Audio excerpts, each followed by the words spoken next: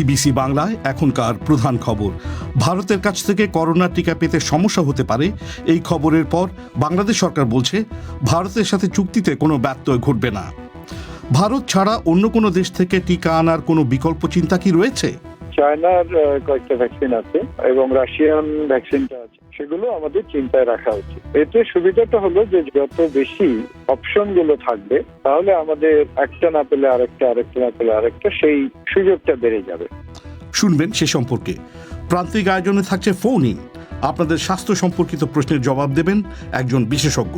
তবে শুরুতেই এখনকার মতো সর্বশেষ বিশ্ব সংবাদ।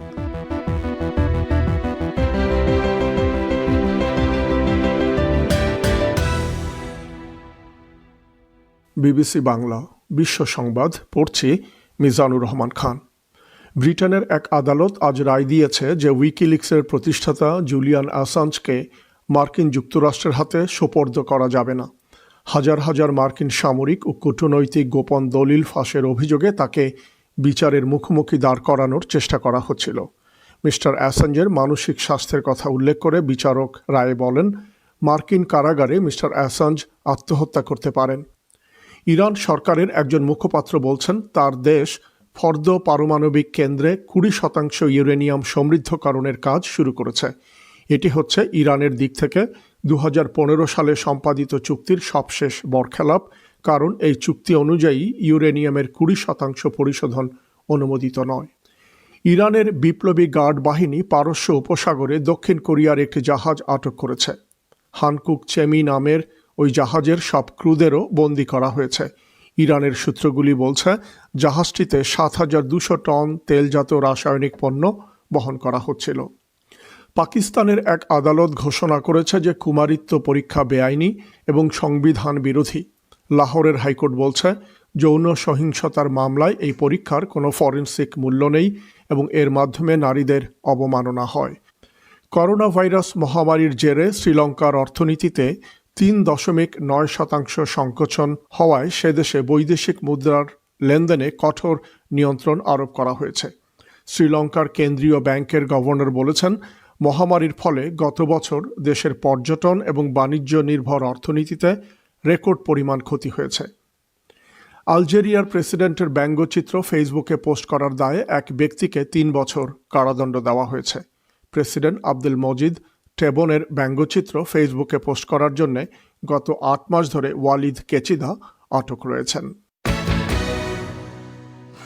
বিবিসি বাংলা রাতের আয়োজন পরিক্রমা শর্টওয়েভ ছাড়াও প্রচারিত হচ্ছে FM তরঙ্গে বাংলাদেশে প্রধান 10টি শহরে, আর ইন্টারনেটে এই অনুষ্ঠানটি লাইভ প্রচারিত হচ্ছে bbcbangla.com ওয়েবসাইট থেকে। অনুষ্ঠানের শ্রোতা বন্ধুদের সাদর আমন্ত্রণ জানাচ্ছি আমি মাসুদ হাসান খান। এখানে আপনাদের জানিয়ে রাখি, আজকের নিয়মিত ফোন ইনে করোনা ভাইরাস এবং বক্ষব্যাধি সংক্রান্ত আপনাদের প্রশ্নের জবাব দিবেন বাংলাদেশ বক্ষব্যাধি ইনস্টিটিউট এবং হাসপাতালের সিনিয়র চিকিৎসক ডক্টর কাজী সাইফুদ্দিন বেন নূর। আশা করি শুনবেন। অনুষ্ঠানের গোড়াতেই যেমনটা বলছিলাম যে সেরাম ইনস্টিটিউট অফ ইন্ডিয়াকে করোনা ভাইরাস টিকা রপ্তানি করতে দিল্লি সরকার নিষেধাজ্ঞা দিয়েছে। আজ এমনি একটি খবরে বাংলাদেশে দিনভর তুমুল হইচই হওয়ার পর বাংলাদেশ সরকার বলছে ভারতের কাছ থেকে অক্সফোর্ড অ্যাস্ট্রাজেনেকার টিকা পেতে কোনো সমস্যা হবে না। নিষেধাজ্ঞার খবর প্রকাশিত হওয়ার পর বাংলাদেশ তাৎক্ষণিকভাবে ভারতের সাথে যোগাযোগ করে। পরে স্বাস্থ্য ও পররাষ্ট্র মন্ত্রণালয় জানায় যে টিকা আমদানিতে ভারতের সাথে যে চুক্তি হয়েছে সেটির কোনো ব্যত্যয় ঘটবে না। কিন্তু জানুয়ারির শেষ কিংবা ফেব্রুয়ারির শুরুর দিকে বাংলাদেশ টিকা পাবে বলে উল্লেখ করা হলেও সুনির্দিষ্ট কোনো তারিখ এখনও জানা যায়নি। এ নিয়ে ঢাকা থেকে বিস্তারিত জানাচ্ছেন সংবাদদাতা মুন্নি আক্তার।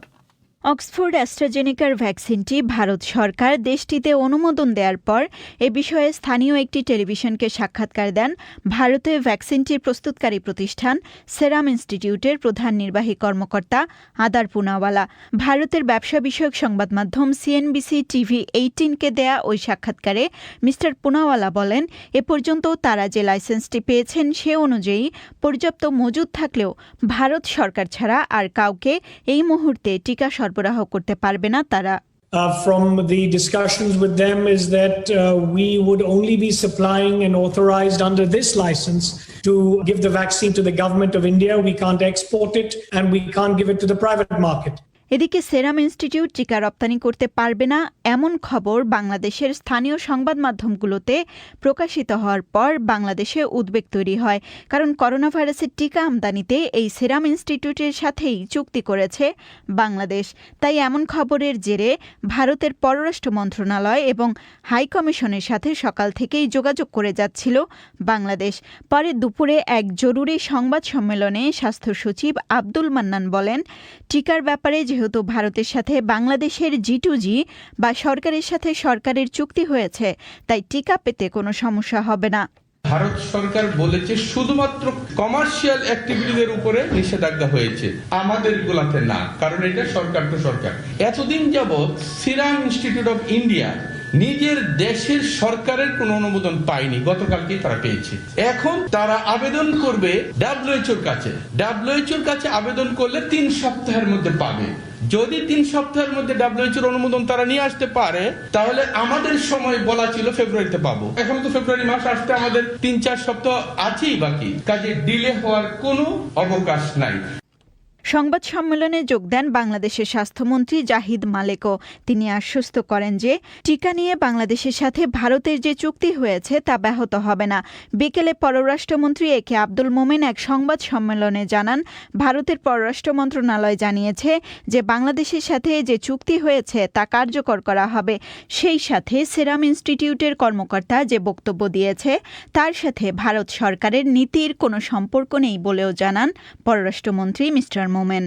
ভারতের পররাষ্ট্র মন্ত্রণালয় আমাদের জানিয়েছেন আমাদের সাথে যে বাইলেটারাল এগ্রিমেন্ট করেছে এটা ইমপ্লিমেন্ট হবে, তো এই নিয়ে আমাদের কোনো চিন্তার কারণ নেই। 2 নম্বর, উনি বলেছেন যে সেরাম কোম্পানির সিইও যেটা বক্তব্য দিয়েছেন এইটা ওনার ব্যক্তিগত, এটা ভারত সরকারের কোনো পলিসি না। তিনি বলেছেন, ভারতীয় সরকার বলেছেন commitment has been made at the highest level, সুতরাং আমরা এই নিয়ে দুশ্চিন্তার কোনো কারণ নয়। এদিকে টিকা রপ্তানিতে নিষেধাজ্ঞার বিষয়ে সেরাম ইনস্টিটিউটের জনসংযোগ কর্মকর্তা মায়াঙ্ক সেন দিল্লিতে বিবিসির ইয়োগিতা লিয়ামিকে জানিয়েছেন, টিকা রপ্তানিতে নিষেধাজ্ঞার যে খবর প্রকাশিত হয়েছে তা পুরোপুরি সঠিক নয়, কারণ তাদের টিকা রপ্তানির উপর কোনো নিষেধাজ্ঞা নেই। তবে কবে নাগাদ টিকা বাংলাদেশে আসতে পারে সে বিষয়ে এখনও কোনো সুনির্দিষ্ট তারিখ জানা যায়নি। এ বিষয়ে সেরাম ইনস্টিটিউটের টিকা আমদানিতে চুক্তিবদ্ধ বাংলাদেশি প্রতিষ্ঠান বেক্সিমকো ফার্মাসিউটিক্যালসের chief operating officer Rabbur Reza জানান, বাংলাদেশের ওষুধ প্রশাসন যখন অনুমোদন দেবে তারপর থেকে 1 মাসের মাথায় প্রথম চালান আসবে। সোমবার এ বিষয়ে আবেদন করা হয়েছে বলেও জানান রাব্বুর রেজা।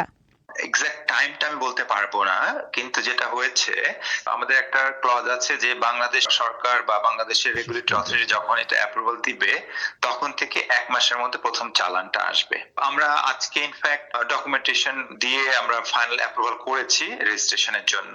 এখন ওনারা দেখে এটা যখন অ্যাপ্রুভাল দিবে সেই সময় থেকে আসলে ক্লক স্টার্ট হবে 1 মাসের ক্লকটা। প্রতি মাসে 50 লাখ ডোজ হিসেবে 6 মাসে পুরো 3 কোটি ডোজ টিকা বাংলাদেশকে দেওয়ার কথা রয়েছে সেরাম ইনস্টিটিউটের। মুন্নি আক্তারের প্রতিবেদন। সেরাম ইনস্টিটিউট অফ ইন্ডিয়ার কাছ থেকে অক্সফোর্ড অ্যাস্ট্রাজেনেকা টিকা কেনার জন্য বাংলাদেশ সরকার একটি ত্রিপক্ষীয় চুক্তিতে সই করেছিল ডিসেম্বর মাসে। এরপর গত শনিবার অগ্রিম অর্থ ছাড়ের কথাও জানিয়েছিল সরকার। এখন এই টিকা পাওয়া নিয়ে নতুন যে পরিস্থিতি তৈরি হয়েছে তাতে করে বিকল্প কী ব্যবস্থা নেওয়া যেতে পারে, এখন সেই প্রশ্নই উঠেছে।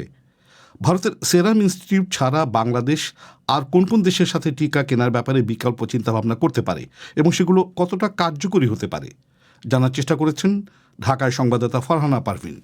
টিকা কেনার জন্য ভারতের সেরাম ইনস্টিটিউটের সাথে বাংলাদেশ সরকার একমাত্র চুক্তি করে। এতদিন সেই দিকেই নজর ছিল সবার। বিকল্প কি ব্যবস্থা হচ্ছে সেটার দিকে নজরই ছিল না, বরং কবে কিভাবে সেরাম ইনস্টিটিউট থেকে বাংলাদেশে আসবে টিকা সেটাই ছিল সবার আগ্রহের বিষয়। কিন্তু সেরাম ইনস্টিটিউট এখন টিকা রপ্তানি করবে না এমন খবরে জরুরি এক সংবাদ সম্মেলন করে বাংলাদেশ স্বাস্থ্য মন্ত্রণালয়। ভারত ছাড়া টিকা আনার বিকল্প কী চিন্তা করছে সরকার এমন প্রশ্ন করা হলে স্বাস্থ্যমন্ত্রী জাহিদ মালিক চীনের একটি প্রতিষ্ঠানের সঙ্গে তাদের কথা হয়েছে বলে জানাচ্ছেন। তিনি বলেন, তবে সেটা সময় সাপেক্ষ ব্যাপার। 2 দিন আগে চীনের অ্যাম্বাসেডর আছেন, উনি আমাদেরকে এই বিষয়ে জানিয়েছেন এবং ওনার কাছে আমি কাগজপত্র চেয়েছি যে আপনাদের যে অন্য ভ্যাকসিনের কথা বলছেন সেই ভ্যাকসিনের কি পর্যায়ে আছে এই বিস্তারিত কাগজ আমাদের কাছে পাঠান তারপরে আমরা চিন্তা ভাবনা করে অনুমোদন দেওয়ার চেষ্টা করব ট্রায়ালের। মানে ওনারা তো ট্রায়াল পর্যায়ে আছে, দু একটা দেশে ট্রায়াল করেছে, তারা বাংলাদেশে ট্রায়াল করতে চায়। তো ট্রায়াল করার পরে তো সময় নেয়, এই ট্রায়াল প্রসেস আপনারা জানেন একটু দীর্ঘমেয়াদী, এবং তারপরে অবজারভেশনে থাকতে হয়, তারপরে ভ্যাকসিনটি তাদের দেশে অনুমোদন হয়, WHO অনুমোদন দেয় এবং আমাদের দেশে অনুমোদন দেয়। এই প্রক্রিয়াটা তো চলমান আছে, একটু সময় নেবে। চীন ছাড়া রাশিয়ার ভ্যাকসিনের ব্যাপারেও দেশটির সাথে আলোচনা হয়েছে বলে মন্ত্রী উল্লেখ করেন, তবে সেটাও ট্রায়ালের পর্যায়ে রয়েছে। সুতরাং সিরাম ইনস্টিটিউটের সঙ্গে যতদূর কাজ এগিয়েছে তার কাছাকাছি যেতে অনেক সময় লাগবে। গবেষকরা বলছেন একটা দেশ থেকে আরেকটা দেশের টিকা কিনে আনা অনেক জটিল প্রক্রিয়া। নাম প্রকাশ না করার শর্তে একজন বিজ্ঞানী জানাচ্ছেন, বিরাট জনসংখ্যার দেশ ভারত তাদের চাহিদা পূরণ না করে দেশের বাইরে টিকা রপ্তানি করবে না, এমন শঙ্কা তাদের আগেই ছিল। স্বাস্থ্য অধিদপ্তরের রোগ নিয়ন্ত্রণ বিভাগের সাবেক পরিচালক বেনজির আহমেদ বলছিলেন, আমরা আগে থেকেই বেশ কিছু সুযোগ হারিয়েছি, তবে এখন কি করা যেতে পারে সে সম্পর্কে তিনি পরামর্শ দিয়েছেন। আমরা আগে থেকেই বেশ কিছু সুযোগ মিস করছি। চায়নার সাথে যদি আমরা ট্রায়ালটায় পার্টিসিপেট করতাম তাহলে আমাদের সুযোগটা একটু বাড়ত। 1 2 নম্বর হলো যে একটা টিকাকে ঘিরে আমরা যে এতদিন চিন্তা করেছি সেটাও একটা ভুল সিদ্ধান্ত ছিল। এখন আমাদের যেটা দাঁড়াচ্ছে সেটা হচ্ছে চায়নার কয়েকটা ভ্যাকসিন আছে এবং রাশিয়ান ভ্যাকসিনটা আছে, এমনকি আমাদের যে ফাইজার বা মডার্নার ভ্যাকসিন সেগুলো আমাদের চিন্তায় রাখা উচিত। এতে সুবিধাটা হলো যে যত বেশি আমাদের অপশন গুলো থাকবে তাহলে আমাদের একটা না পেলে আরেকটা, আরেকটা না পেলে আরেকটা, সেই সুযোগটা বেড়ে যাবে। সেরাম ইনস্টিটিউটের কাছ থেকে মাসে 50 লক্ষ টিকা পাওয়ার কথা ছিল, পর্যায়ক্রমে সেটা 3 কোটি হতো। কিন্তু যদি সময় মতো টিকা না পাওয়া যায় তাহলে পুরনো স্বাস্থ্যবিধি মেনে চলার বিকল্প নেই বলে মন্তব্য করছেন মিস্টার আহমেদ। মানুষের মনে ভ্যাকসিন পাওয়ার যে প্রত্যাশাটা জন্মেছিল সেটা একটা বড় ধাক্কা ছিল। এখন যেটা উচিত সেটা হলো যে নন ফার্মাসিউটিক্যাল যেগুলো ইন্টারভেনশন আছে, isolation, quarantine, tracing, testing, social distancing, hand washing, এই জায়গাগুলোতে আমাদের জোর দিতে হবে। গবেষকরা বলছেন, যেসব দেশের সাথে বাংলাদেশের কূটনৈতিক এবং বাণিজ্যিক সম্পর্ক আছে সেসব দেশ থেকে টিকা আনার বিকল্প ব্যবস্থা হিসেবে চিন্তা করলে কাজে দ্রুত অগ্রগতি হওয়ার সম্ভাবনা রয়েছে।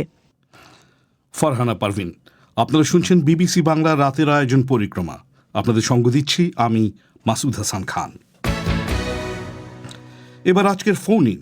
বিবিসি ঢাকা স্টুডিও থেকে এই ফোন ইনটি পরিচালনা করছেন ফারহানা পারভিন। ফারহানা। ধন্যবাদ মাসুদ। বিবিসি বাংলার আজকের ফোন ইনের বিষয় করোনা ভাইরাস এবং বক্ষব্যাধি সংক্রান্ত শ্রোতাদের প্রশ্নের উত্তর দেবেন বাংলাদেশ বক্ষব্যাধি ইনস্টিটিউট এবং হাসপাতালের সিনিয়র চিকিৎসক ডাক্তার কাজী সাইফুদ্দিন বেন্নুর।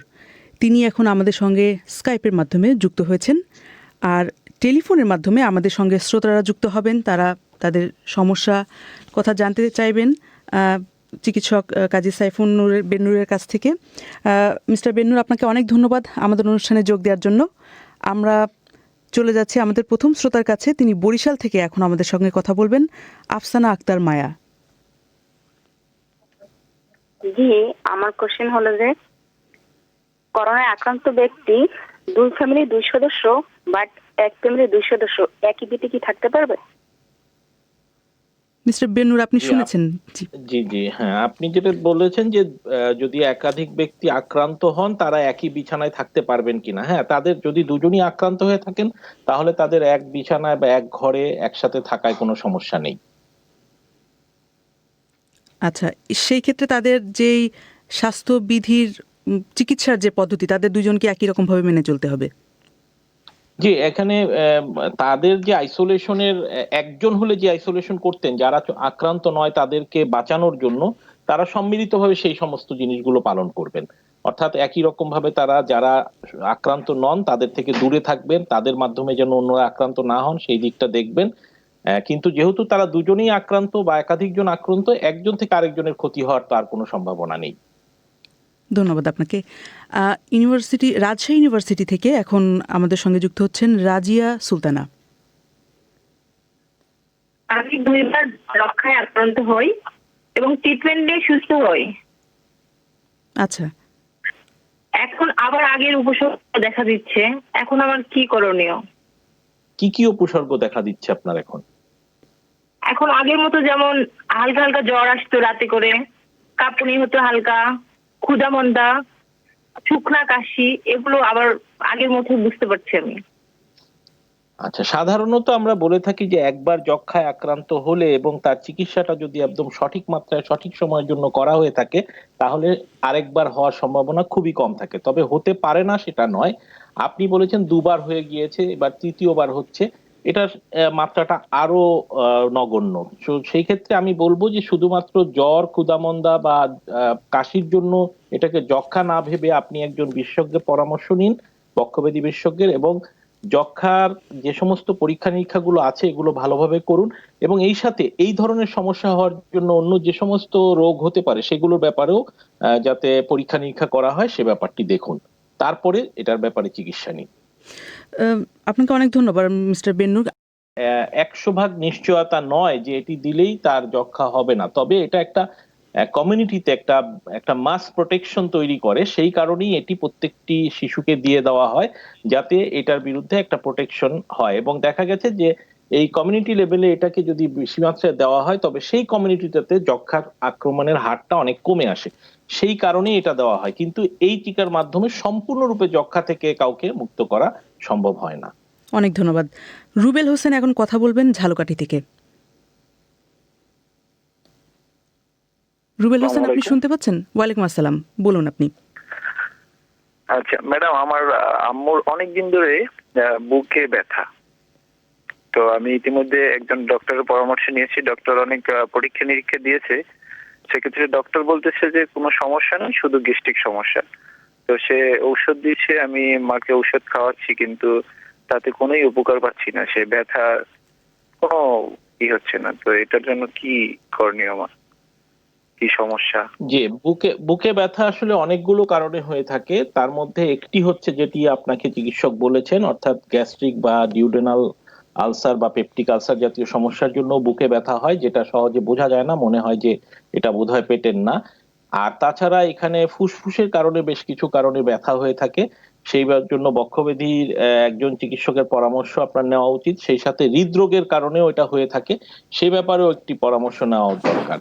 এবং যেহেতু আপনি অনেকদিন ধরে ভুগছেন, মানে আপনার মা অনেকদিন ধরে ভুগছেন, আমার মনে হয় যে এটি কোনো মানে মাসকুলোস্কেলেটাল, অর্থাৎ যে আমাদের যে পাঁজর রয়েছে এবং পাঁজরের যে মাংসপেশি দিয়ে সংযুক্ত রয়েছে সেখানকার কোনো ব্যথা কিনা সেটিও পরীক্ষা করে দেখা দরকার। অতএব এই বুক ব্যথাটি যেহেতু দীর্ঘস্থায়ী হচ্ছে এবং ওষুধে ভালো হচ্ছে না, আপনি এ ব্যাপারে একজন মেডিসিন বিশেষজ্ঞের পরামর্শ প্রথমে নিয়ে ঠিক করে নিন যে কোন বিষয়ে এটা আসলে এখানে যুক্ত রয়েছে। ধন্যবাদ আপনাদের দুজনকেই। আমাদের পরের শ্রোতা সিলেট থেকে রিফা তাসফিয়া।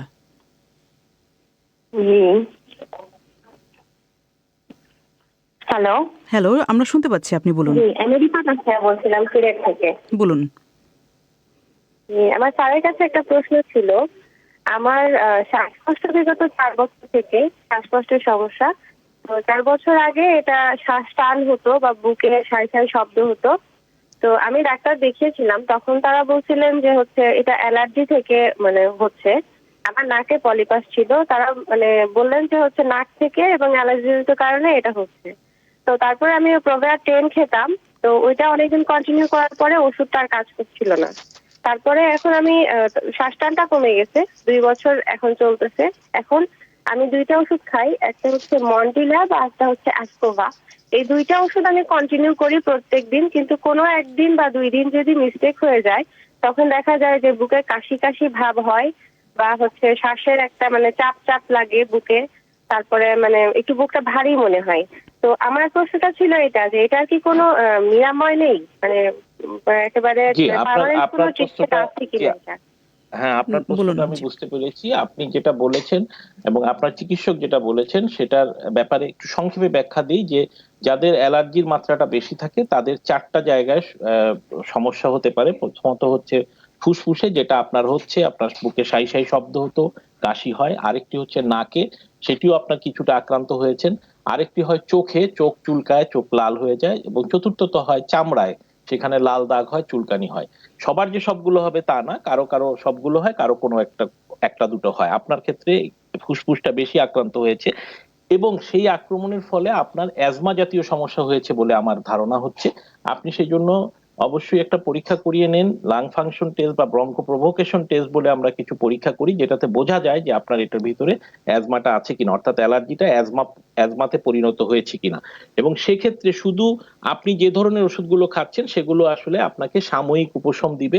এজন্য আপনাকে ইনহেলার জাতীয় ওষুধের মাধ্যমে ইনহেল কর্টিকোস্টেরয়েড, যেটা কিনা প্রপার প্রোটেকশন দেয়, লং টাইম প্রোটেকশন দেয়, সেই ওষুধ জাতীয় ওষুধগুলো আপনাকে ব্যবহার করতে হবে। তাহলে এই যে হঠাৎ করে আপনি ভালো থাকেন আবার খারাপ হন, সেটি আর হবে না। আপনি একটি দীর্ঘমেয়াদী সমাধান পাবেন।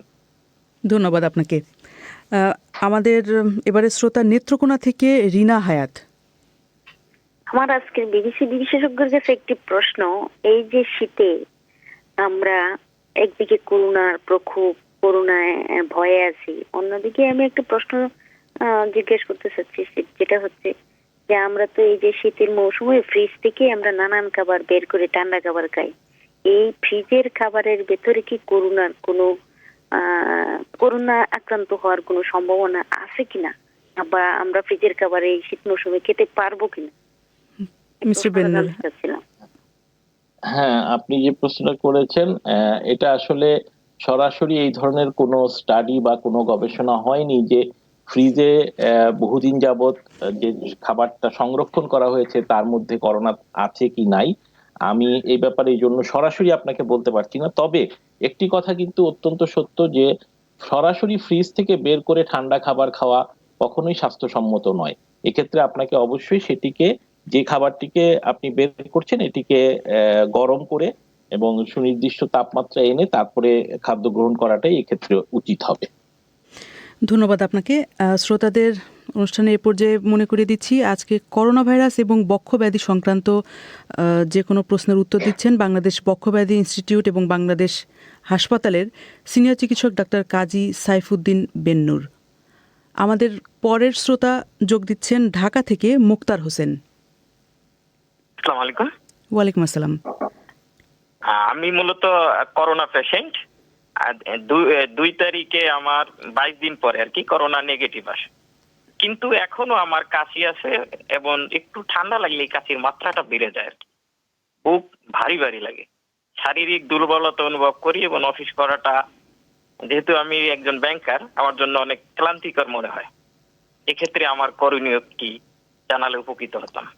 জি, আপনি যে সমস্যাটা বলছেন এটা আমরা এখন প্রতিনিয়তই পাচ্ছি। এটা পোস্ট করোনা কমপ্লিকেশনস, যেটা ফুসফুসের ক্ষেত্রে অনেক রোগীর ক্ষেত্রেই হচ্ছে, যে ফুসফুসে কিছু ফাইব্রোসিস তৈরি হচ্ছে, অর্থাৎ ফুসফুসের কিছু কিছু অংশ জায়গা অকেজো হচ্ছে বা জায়গাটা শক্ত হয়ে যাচ্ছে এবং ঠিক মতো অক্সিজেন এবং বাতাস আদান প্রদানের কাজটা সে করতে পারছে না। এবং তাদেরই এই ধরনের হয়রান হয়ে যাওয়া, দুর্বল লাগা, কাশি হওয়া, শ্বাসকষ্ট হওয়া, বুকে চাপ লাগা, এই সমস্যাগুলো দেখা দিচ্ছে। আপনি এক্ষেত্রে একজন বক্ষব্যাধি চিকিৎসকের পরামর্শ নিন এবং অবিলম্বে একটি HRCT অর্থাৎ হাই রেজুলেশন সিটি স্ক্যান করিয়ে নেবেন। একমাত্র এই পরীক্ষাটাতেই ভালোভাবে বোঝা যায় যে আপনার ফুসফুসে কোনো ফাইব্রোসিস হয়েছে কিনা। যদি হয়ে থাকে তাহলে আপনাকে শ্বাসকষ্ট কমানোর ওষুধ এবং সেই সাথে ফাইব্রোসিস কমানোর ওষুধ শুরু করতে হবে। অনেক অনেক ধন্যবাদ। আমাদের পরের শ্রোতা যোগ দিচ্ছেন পঞ্চগড় থেকে পিঙ্কি রানী। জি ম্যাডাম, আদাব। যে আমি কথা বলতেছি পিঙ্কি রানী মারিয়া জায়গির পাড়া থেকে, পঞ্চগড় থেকে। বলুন আপনি। জি, আমার প্রশ্ন হচ্ছে, আমাদের গ্রামে অনেক অসচেতন ব্যক্তিকে দেখা যায় যারা সকালে ঘুম ভাঙার মাত্র বিড়ি জাতীয়, তামাক বা অনেকের নেশা জাতীয় দ্রব্য গ্রহণ করে। এতে করে বুকের ফুসফুস সহ অন্যান্য অঙ্গ প্রত্যঙ্গের কতটুকু ক্ষয়ক্ষতি হতে পারে জানতে চাই আমি। ধন্যবাদ আপনাকে। আপনি শুনতে থাকুন, আমাদের বিশেষজ্ঞ তিনি উত্তর দিবেন। মিস্টার বেন্নুর। জি, আপনি যেটা বলেছেন আমি ধরে নিচ্ছি যে ওনারা যে ধূমপানটা করে থাকেন এটা তামাক জাতীয় জিনিসই প্রধানত, এবং আমরা তো এটা সবসময় জানি যে এই ধরনের তামাক জাতীয় ধূমপানের জন্য, অর্থাৎ সিগারেট পান বা হুক্কা পান, এগুলোর জন্য শরীরের এমন কোনো অঙ্গ প্রত্যঙ্গ নাই যেখানে ক্ষতি হতে পারে না। প্রথমত সরাসরি ফুসফুসকে সে ক্ষতিগ্রস্ত করে, ফুসফুসকে অকেজো করে দেয়, তার হৃদরোগ হতে পারে, তার রক্তচাপ বেড়ে যেতে পারে, তার ডায়াবেটিস খারাপ হয়ে যেতে পারে, তার কিডনিতে সমস্যা হতে পারে এবং এমনকি তার ব্রেনেও এফেক্ট করতে পারে। অতএব এই ধরনের বদভ্যাস কখনোই থাকা উচিত নয় এবং অবিলম্বে এটি যেন তারা ত্যাগ করেন সেই ব্যাপারে একটা সামাজিক সচেতনতা গড়ে তোলা উচিত। অনেক ধন্যবাদ। খুলনা থেকে আমাদের পরের শ্রোতা ভাবনা বালা। আমার প্রশ্ন হচ্ছে কি, করোনা ভাইরাসের যেহেতু কেউ পাচ্ছে না, সেহেতু বিভিন্ন মোড় নেওয়া ভাইরাস থেকে কিভাবে মানুষ পাবে সেটাই আর কি। আপনার প্রশ্নটা আমি সরাসরি বুঝতে পারিনি, আপনি কি আরেকবার বলবেন? আমিও ভাবনবালা আপনার প্রশ্নটি আরেকবার করোনা ভাইরাস থেকে, করোনা ভাইরাসের টিকা যেহেতু কেউ পাচ্ছে না, সেহেতু এই নূতন মোড় নেওয়া এই যে ভাইরাসের রূপ, এ থেকে মানুষ কিভাবে রক্ষা পাবে? ধন্যবাদ। জি, আমি এবার বুঝতে পেরেছি। আসলে করোনা ভাইরাসের টিকা যেটা আমাদের সরকার চেষ্টা করছিলেন, সেখানে একটি সেটব্যাক হয়েছে বা একটি বাধা এসেছে বলে মনে হচ্ছে। হয়তো এটা কাটিয়ে ওঠা যাবে, সেই ক্ষেত্রে আমরা এখনো আশাবাদী যে কোনো না কোনো ভাবে আমরা হয়তো টিকা পাবো। একান্ত যদি না পাওয়া যায়, সেক্ষেত্রে আমরা আগেও বলেছি যতদিন পর্যন্ত টিকা না আসছে ততদিন পর্যন্ত যে সাবধানতাগুলো আমরা ভাইরাসের জন্য বলে এসেছি এতদিন, যেমন মাস্ক পরা, ঘন ঘন হাত ধোয়া, সোশ্যাল ডিস্টেন্স বা একজন থেকে আরেকজনের একটা দূরত্ব রক্ষা করা, হাঁচি কাশি যে কোনো জায়গায় না দেওয়া, এই কাজগুলো এগুলোই হচ্ছে আমাদের জন্য টিকা ততদিন পর্যন্ত। অর্থাৎ এগুলোই আমাদেরকে বাঁচিয়ে রাখবে। এবং এই যে নতুন ধরনের আরেকটি ভাইরাস, অর্থাৎ আগের ভাইরাসটার একটি মোড় হয়েছে আপনি বলেছেন, সেই ভাইরাসটি থেকেও বাঁচতে হলে একই রকমের সাবধানতাই আমাদেরকে নিতে হবে। অর্থাৎ আগের যে স্বাস্থ্যবিধি সেটাই মেনে চলতে হবে। জি, ধন্যবাদ। রকিবুল ইসলাম, মোহাম্মদ রকিবুল ইসলাম, তিনি পাবনা থেকে এখন কথা বলবেন। হ্যালো, শুনতে পাচ্ছি, আপনি বলুন। জি, বর্তমানে আমরা জানতে পেরেছি যে করোনা ভাইরাস তার পূর্বের ধরন পরিবর্তন করে নতুন রূপ নিয়ে আমাদের মাঝে আক্রমণ শুরু করেছে। এর সম্পর্কে বিস্তারিত বলবেন এবং কি ব্যবস্থা গ্রহণ করলে আমরা এর থেকে পরিত্রাণ পেতে পারবো এ সম্পর্কে একটু বলবেন। অনেক ধন্যবাদ। মিস্টার বেনুর, আপনি সংক্ষেপে উত্তর দিবেন। জি, এটা হচ্ছে গিয়ে যে এই যে ভাইরাস, এটা আমরা আগেও সবসময় বলে এসেছি, ভাইরাসের একটি স্বভাবই হচ্ছে যে সে তার চেহারার পরিবর্তন করে, তার চরিত্রের পরিবর্তন করে। এবং এই করোনা ভাইরাসটাও সেই একই ব্যাপার হয়েছে যে 1 বছরের মাথায় এসে তার চেহারার এবং চরিত্রের কিছুটা পরিবর্তন করেছে। তার ফলে যেটা হবে যে এটা আক্রমণের হার, আক্রমণের মাত্রা হয়তো আগের বারের তুলনায় একটু কম বেশি বা অন্য ধরনের হবে।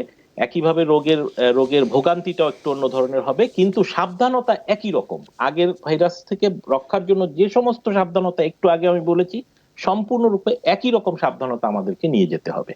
অনেক ধন্যবাদ আপনাকে। আমাদের অনুষ্ঠান আজকে এখানেই শেষ করতে হচ্ছে। ডক্টর কাজী সাইফুদ্দিন বেন্নুর সঙ্গে ছিলেন আমাদের সঙ্গে, আপনাকে অনেক ধন্যবাদ। আর শ্রোতারা যারা এখনও অপেক্ষা করছেন টেলিফোন লাইনে, আপনাদের কাছে দুঃখ প্রকাশ করছি। পরবর্তী আমাদের ফোন ইন অনুষ্ঠানে অবশ্যই আপনারা অংশ নেবেন। এখন আমরা ফিরে যাচ্ছি লন্ডন স্টুডিওতে সহকর্মী মাসুদ হাসান খানের কাছে। ধন্যবাদ ফারহানা। আজকের ফোন ইন পরিচালনা করলেন ফারহানা পারভিন। এবারে অধিবেশন শেষ করার আগে সংবাদ শিরোনাম আরেকবার। ভারতের কাছ থেকে করোনার টিকা পেতে সমস্যা হতে পারে, এই খবরের পর বাংলাদেশ সরকার বলেছে ভারতের সাথে চুক্তিতে কোনো ব্যত্যয় ঘটবে না। এর আগে সেরাম ইনস্টিটিউট অফ ইন্ডিয়াকে করোনা ভাইরাস টিকা রপ্তানি করতে দিল্লি সরকার নিষেধাজ্ঞা দিয়েছে, এমন একটি খবরে বাংলাদেশে তোলপাড় শুরু হয়। আর এরই সঙ্গে শেষ করছে আজকের পরিক্রমা। আমাদের পরবর্তী অনুষ্ঠান প্রবাহ শুনতে পাবেন আগামীকাল বাংলাদেশ সময় সন্ধ্যে 7:30 আর ভারতে সন্ধ্যে 7টায়। শুনবেন আশা করে বিবিসির লন্ডন স্টুডিও থেকে। আজকের মতো বিদায় নিচ্ছি আমি মাসুদ হাসান খান। শুভরাত্রি।